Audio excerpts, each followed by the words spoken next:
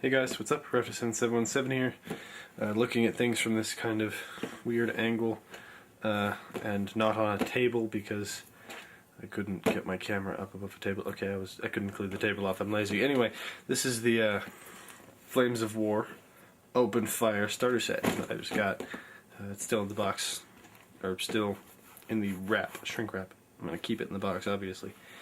So, yeah, I'm going to open this up real quick, take a quick look at what's inside, and then I will assemble the miniatures, paint them, and come back at the second half of the video with that. So, take off this shrink wrap,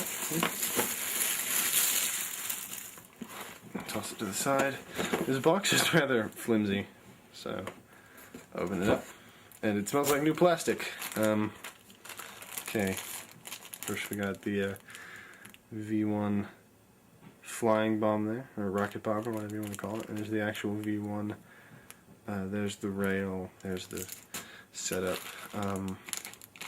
Looks like artillery to me. Yeah, artillery. Anti-tank guns actually.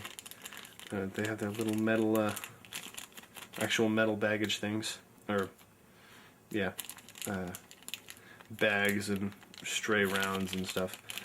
Those are the Pack 40s, I think. 75mm anti-tank guns, if I remember right.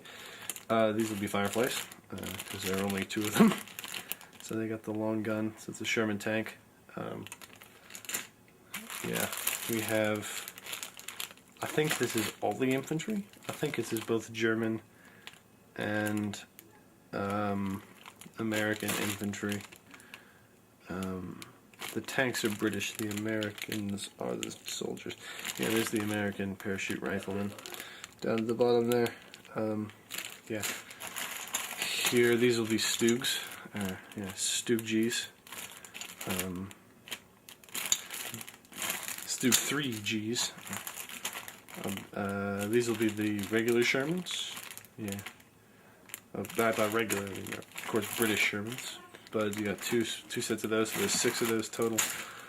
Dice, that's lovely. Love dice. Yeah. Great things. Love dice. Love dice. And a load of bases. I believe the bases with let me open these real quick. Don't you love the atrocious noise? These are not just regular bases, they're bases with little holes in them, so that you can just put your guys in there and then put a basic material. They're also rough, so that you don't have to rough up the bases to apply things to them. That's quite nice. Rulebook, hefty little rulebook.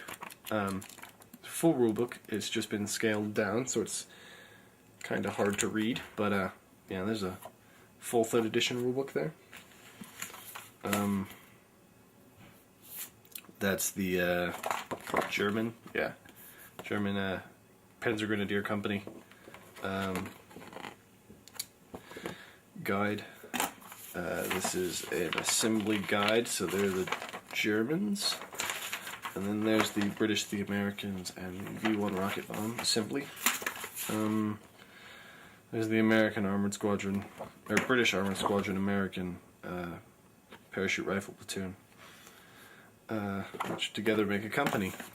And then you have the cardboard terrain, which is about to pop out, and some markers. So you got the bailed out markers, and you got the dug in markers. You got all the markers and stuff you need. Objectives, houses. They tell you what. I think those are, yeah, rules for the houses. Get some woods. Get some more markers. Yeah, these are German markers. The other ones are Allied markers. You get some woods and some fences. These all have nice rules printed on them, so that you can know the rules associated with that type of terrain. Quite nice. And then here is a rather thick and hefty quick start guide, so that you get quickly get started playing Flames of War. Quickly being in quotes because it's like a 53 page guide, quick start guide. Although that's a nice rule summary on the back, and it will be really nice to just be able to open it and look at that. There's also a painting guide in here, so that's quite nice. A lot of just reference material and other stuff you can get. So The actual rules, let's see where they end. Let's see, the actual rules appear to end around page 40? No, page... Yeah, so the page 33. So 33 pages of rules, 20 pages of other crap, supplemental stuff that's all really useful. It's all really useful and nice. It's got full color. It looks amazing. It's really well made. So yeah, I'm going to put these miniatures together. And then I will, cardboard packaging, and then I will come back and show you the miniatures, hopefully in a more, in a better looking setting, because it'll be easier to show them to you. Okay, hey guys, I'm back with very different lighting, and I have assembled the miniatures and painted them, which took a long time, so I've completely forgotten what I said in the last part of the video, so if I repeat myself, I apologize. First off, we're going to take a closer look at the non-miniature stuff that comes in the box. The first thing being the full rulebook. This is a full copy of the rules. It's just kind of scaled down, which makes it a bit hard to read at times, but it's all in there. You got the various phases. You have shooting, movement, there's, I believe, artillery, special rules, morale, yeah, specialists. Those are special units, not special rules. And other stuff. It is, I believe, somewhere around 300 pages.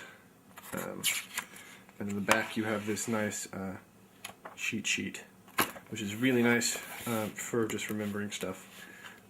Haven't played a full game yet, played a few little test rounds, so that's a bit of a disclaimer as well. But yeah, it's a really nice rulebook. One problem with it, actually, is I glanced through it and looked up a few things and it was fine, but the second I actually started to read it, the spine started, you can't see the crease there, but there's a crease in the spine. The spine started to crease and the pages started to come out, so the binding is not the best. You might want to get it, the spine hacked off and put some rings in it, because it looks like it has, yeah, it has enough margin, I bet, for rings. You can see it coming apart right there on me already. So yeah, let's see if you can see can you see the crease? I just kind of, you can see the crease a little bit. Yeah, there's the crease. And that's not the best thing in the world. I have the terrain in a bag. It's alright, it's cardboard terrain. Here's a house. It gives you the rules written on it. Yeah, that's the wrong way around. Go me. But yeah, you have the rules for it, etc., etc. It's nice. It looks alright. I mean, there's some variation. It's definitely not what you particularly want to be playing with, but yeah. I need to look at the instrument. Well, yeah, I'll show you this in a second. Here's the little sheets that they show you. I believe the Allied Forces, which is a British Armored Squadron, is, yeah, they're a few points more than the Grenadiers, but not enough to really matter. So you have your really quick reference. You can reference their anti-tank, their firepower, rate of fire, all that crap. I believe movement distance as well. Yeah, now you have their range, but I believe you can. I believe their movement distance is somewhere around here anyway.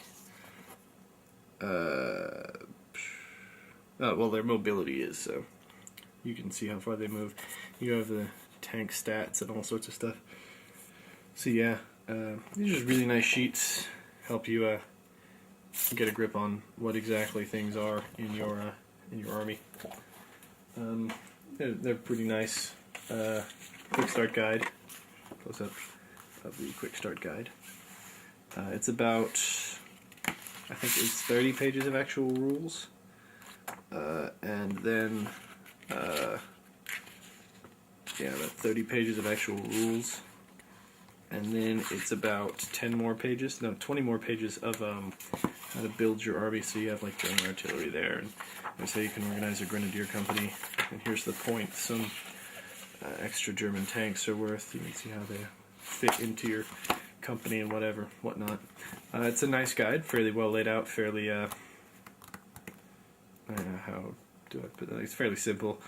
Lays everything that you need to play out Doesn't have the special rules in it, so you're going to have to reference those in the rulebook if you want to play with them, but you don't need to play with the special rules, so yeah, it's quite nice. It's the same thing as the box. So, before I get into the models, we have the instructions here, which are fairly nice. The pictures do actually represent the people, so if you want to, you can just match the people. I did that for the most part. Except I think I swapped a few up in this one. Since these guys are all rifles down here, all of them are riflemen, you can swap those any way you want, as long as you get 4 to a team, etc. This figure is a bit confusing where he goes. He straddles the well, you'll see, I'll show you. He straddles the gun mount. But I mean, it's not too confusing once you look, but I couldn't find it for the life of me. Maybe I'm just blind. Then you have how to assemble the Stug here. Fairly simple, fairly straightforward. Everything looks nice. On the back here you have the how to assemble the Americans, and then the V1 flying bomb, and then the British tanks, which were American built, but whatever, and the Firefly turret. Everything. The blowouts all look nice. They're not nearly, the tanks aren't nearly as complicated to assemble as, say, Plastic Soldier Company, because they're more of the, Battlefront usually makes metals, and they're more of the metal style where they're a bunch of big lumps that you stick smaller bits onto, and not a bunch of small bits that come together to make one big lump. I will get into some of the problems with this Sherman when we get to it. But overall, the instructions are really nice. Didn't have many problems at all. It's kind of unclear that there are actually 2 of each of these, but there are. I mean, it's not too hard to figure out. So, yeah. On to the actual miniatures. I'm going to start with the Allies. So the British Armored Squadron. Actually, first of all, never mind. I'll show you. They come with some objective markers and tokens for various things. These are 2 bogged down tokens, but they have got bogged down, gone to ground, dug in, bailed out, and pinned down tokens. So like you can just show what your what that particular unit is. It also comes with 20 dice of various colors that went everywhere on the floor. Yeah. Just dropped a couple dice. I will find this eventually, I'm sure.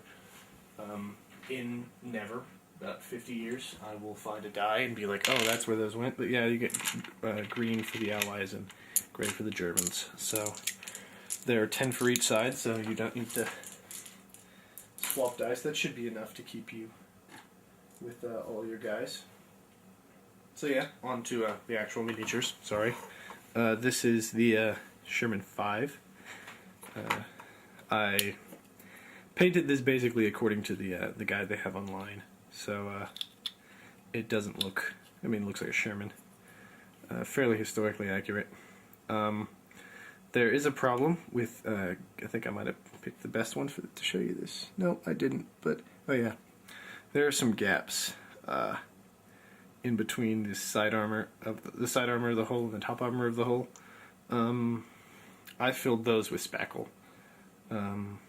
But I mean, you could probably fill them with model cement if you're halfway good at actually putting the model together. I did figure out a really good way to put these together, which involves trimming something back here that you don't actually see. I made sure it was hidden before I actually did it, but yeah.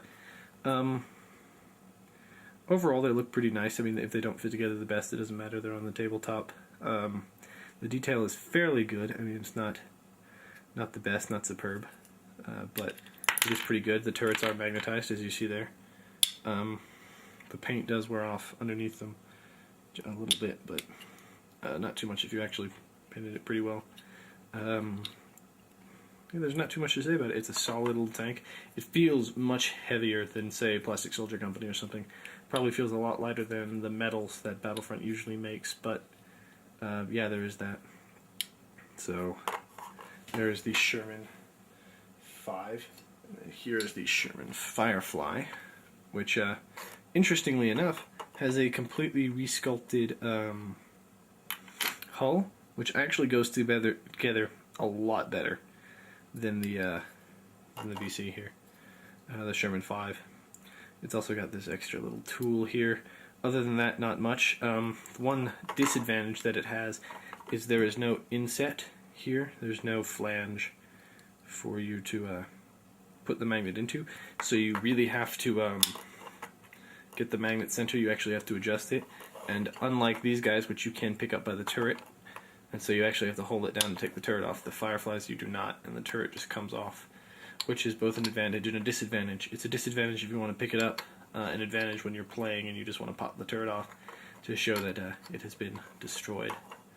So yeah, there's the British tanks. I didn't weather them because I don't really like weathering. I mean, there is a mild dry brush, but nothing too bad. Next, we will have the American paratroopers. So I'm going to... Yeah, here is a machine gun team and the bazooka team. As you can see, I painted the base a little bit on this one, but yeah, that was just what I did with my extra paint when I had everything done, so you can see these guys up close. I'm not the best painter in the world. I used old scrappy brushes. I don't have the brushes, the time, nor the patience to paint these guys particularly well, but I think I did a decent job with them. You can at least know that they're humans. I painted them according to the online painting guide again. I'm saying that because there is actually a couple of things I didn't paint according to that guide, so you'll see those in a minute. I then matte finished them, so that's why. If you're wondering why the base is white, it's because I sprayed everything with a white primer, and you'll notice in just a minute that the German bases are in fact black because I resprayed them with the black undercoat because I didn't want to paint all the figures black like I ended up doing with these American rifle platoons. So yeah, in fact I'll show you those guys right about now. So yeah, you see they have black bases. These guys I also painted in accordance to the guide. Yeah, like I said, I sprayed them a second time to get rid of the white undercoat, and some of it kind of shows through because I'm not the best at painting, again, like I said. But these guys actually look much better than I remember them after I just made them. Maybe that's giving the paint time to settle. They still don't look the best. I've seen so much better online and such, but you know, they're little guys and I didn't have the brushes. I live in the middle of nowhere, so I couldn't find the brushes, and I'm impatient. So yeah, get 2 platoons of these guys. I think it's a total of 70-something grenadiers. So yeah, they look quite nice, quite nice. Next we have the Stoogs. Anyway, these are 2. I'm just showing you this one because this is my command one, which I decided to ladle all the junk onto.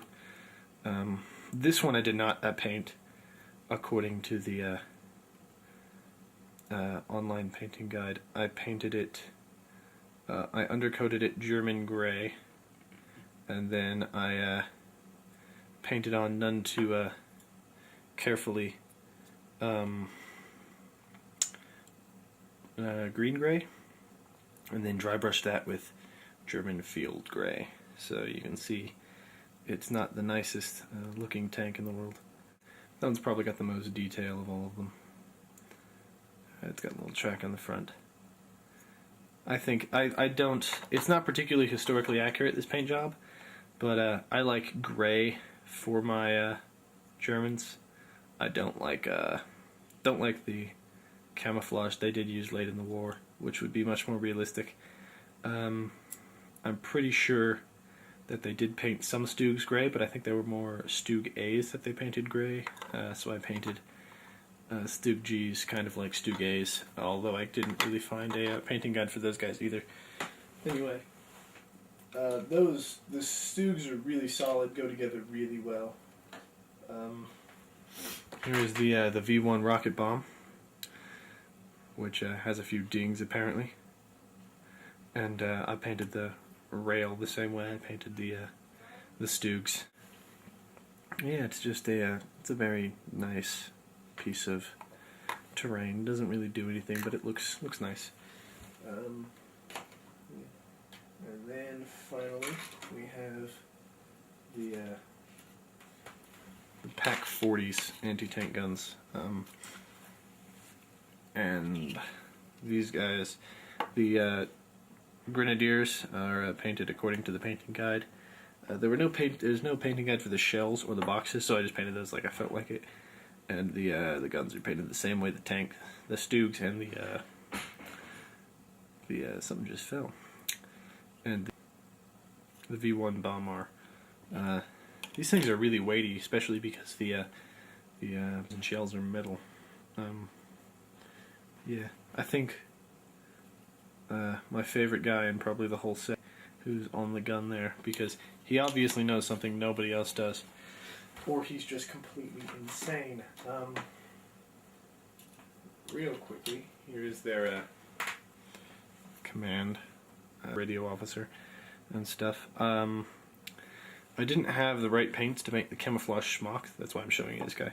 There's some camouflage schmucks, and some guys are have their tents as little ponchos. I didn't have the right color to paint that, so I kind of rigged it. It looks similar. I don't like camouflage in the first place, which is why I didn't paint anything in this set camouflage. So yeah, and I'm going to bring out two things I haven't shown you. This is my command and 2IC, company command and 2IC Sherman tanks, just to show you these guys, to give you my closing thoughts on the set. It's a really good set. It's a perfect starter set. It perfectly. The rule set is perfectly laid out. The starter thing. It could actually have been a bit shorter. I think could have been a bit less picturey, maybe even a bit less wordy. But I mean, because it takes a while to read before you play a game with someone, and that's a bit of a hindrance. But it is getting into miniature wargaming is a bit of a problem. So. But the miniatures are superb. The tanks are a bit hard to put together, and so if you're not an experienced modeler, they might look a bit crap, but your first models are going to look a bit crap anyway. I know mine do. Mine will probably look crap forever. So everything goes together well. The instructions are well laid out. For beginners, it's great. You get a full rule book, which is just fantastic. You don't have to go and spend like the price of this set over again to actually buy the rules, which, you know, is something that's pretty important. I really like this set. I'm not the best at painting. You do have to buy paints, or you have to buy paints, because the soldiers are in the same color plastic. So the tanks aren't. So the tanks and the guns you can tell apart, but you can't tell the soldiers apart. So I guess you could just mark the bases, which I did.